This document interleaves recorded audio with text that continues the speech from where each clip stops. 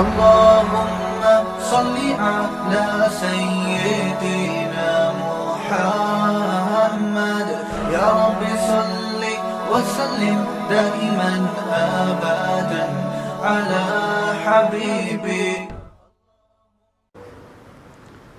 بیان آج ذرا مختصر کروں گا، گلے کی پوزیشن سیٹ نہیں ہے.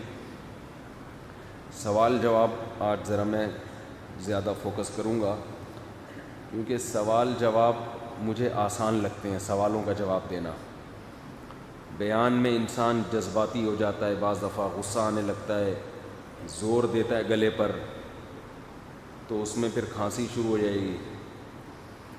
کھانسی جب ایک دفعہ قرار پکڑ لینا تو جلدی نہیں جاتی ہے، تو اس لیے گھبرانا نہیں چاہیے. اس میں کھانسی جب ایک دفعہ بیٹھ جائے نا جلدی نہیں جاتی. تو میں اس لیے بتا رہا ہوں کہ لوگ چاہتے ہیں کہ بس کل ختم ہو جائے، ایسا نہیں ہوتا. ڈاکٹر ماہر آپ کو یہی بتائیں گے کہ بھائی علاج کرو گے تو بھی 1-1.5 مہینہ لگے گا، علاج نہیں کرو گے تو بھی 1-1.5 مہینہ لگے گا. تو اس میں ٹینشن لینے کا نہیں ہے. ہم لوگ سمجھتے ہیں کہ ہم معاذ اللہ خدا ہیں، جو ہم چاہ رہے ہیں وہ ہو جائے فوراً. بالکل ٹینشن ہے بندہ.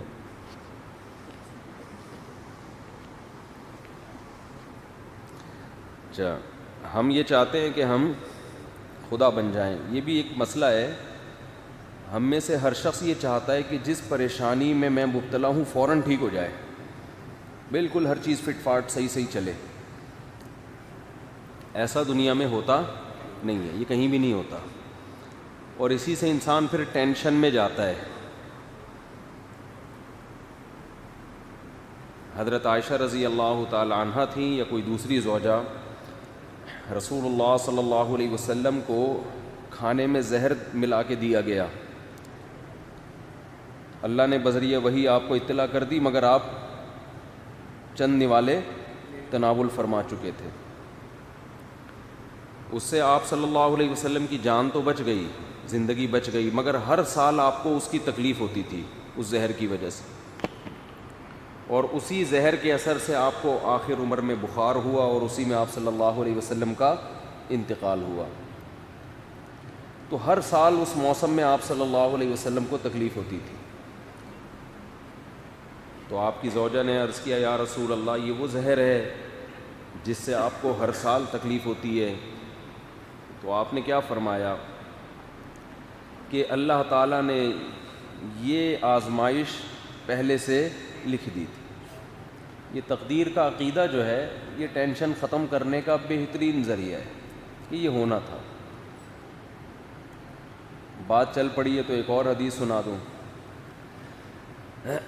حدیث میں ہے، صحیح بخاری کی حدیث ہے کہ حضرت موسیٰ علیہ السلام کی ملاقات ہوئی حضرت آدم علیہ السلام سے. حضرت موسیٰ جلالی نبی ہیں. حضرت آدم علیہ السلام سے فرمانے لگے کہ اللہ نے آپ کو ہم سب کا باپ بنایا، والد بنایا. اللہ نے آپ کو منتخب کیا، فرشتوں کو حکم دیا سجدہ کرو، اتنا پروٹوکول ملا. لیکن آپ کو اللہ نے کہا تھا جنت کے اس درخت میں سے مت کھانا.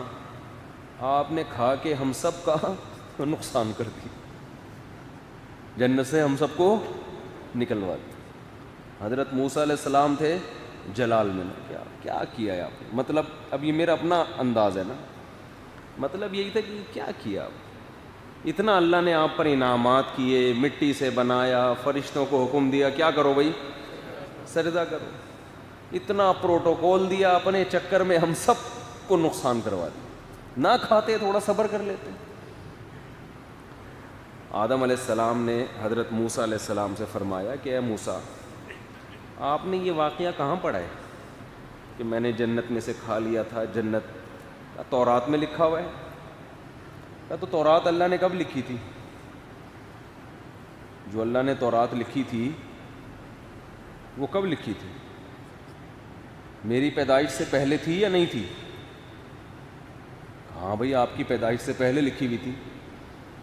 تو کہا جب اللہ نے میرے پیدا ہونے سے پہلے ہی لکھا ہوا تھا کہ آدم پیدا ہوگا، جنت کا درخت کھائے گا، سزا ملے گی، جنت سے نکالا جائے گا، توبہ کی کرے گا معاف ہو جائے گا. تو جو چیز پہلے سے طے شدہ تھی آپ مجھ میں کس بیس پہ ملامت کر رہے ہیں؟ حدیث کے الفاظ ہیں فحج آدم موسیٰ، آدم اس مناظرے میں موسیٰ پر غالب آ گئے. حضرت موسیٰ کے پاس اس کا کوئی جواب نہیں.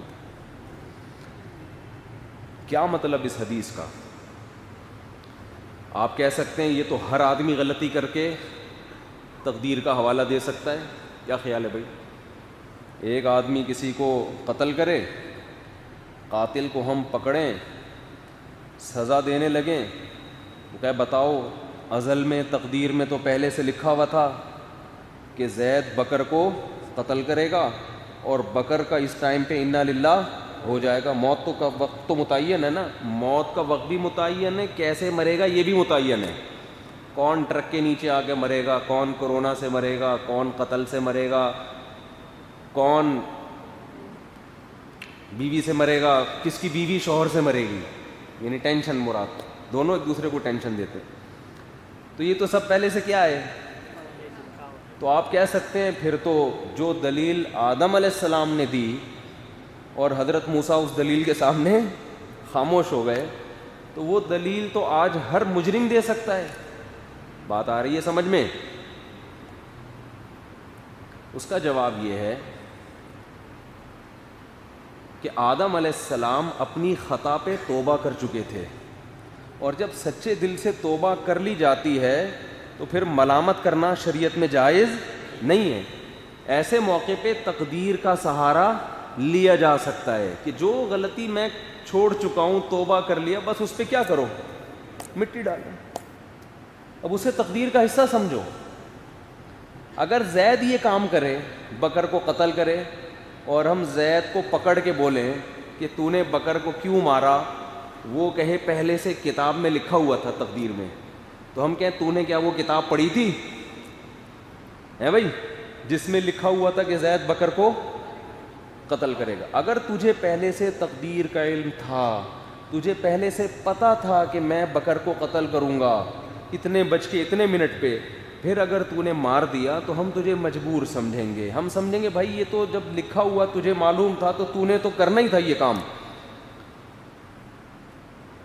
تجھے یہ بات معلوم نہیں تھی اس لیے تو نے اپنے اختیار سے یہ کام کیا ہے. اگر زید کی سمجھ میں یہ دلیل نہ آئے کہ نہیں جی تقدیر تو طے شدہ ہے، تو آپ کہیں ٹھیک ہے ہم تجھے مار دیتے ہیں. کیا خیال ہے؟ اور ہم بھی مجرم نہیں ہوں گے، اس لیے کہ مارنے کے بعد پتہ چل جائے گا کہ تیری تقدیر میں ہمارے ہاتھوں مرنا لکھا ہوا تھا.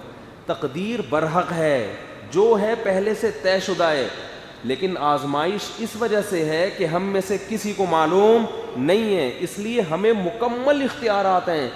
یہی وجہ ہے کہ تقدیر میں یہ لکھا ہوتا ہے کہ یہ آدمی جانتے بوجھتے ہوئے مکمل اختیار کے ساتھ یہ کام کرے گا بغیر کسی جبر اور دباؤ کے.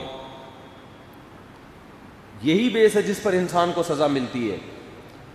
مفتی طارق مسعود صاحب کے بیانات سننے کے لیے youtube.com/مفتی طارق مسعود کو سبسکرائب کریں، اور اگر آپ لائیو ویڈیو کو کبھی بھی مس نہیں کرنا چاہتے ہیں تو سبسکرائب کرنے کے بعد بیل آئیکن پہ کلک کرنا مت بھولیں. جزاک اللہ.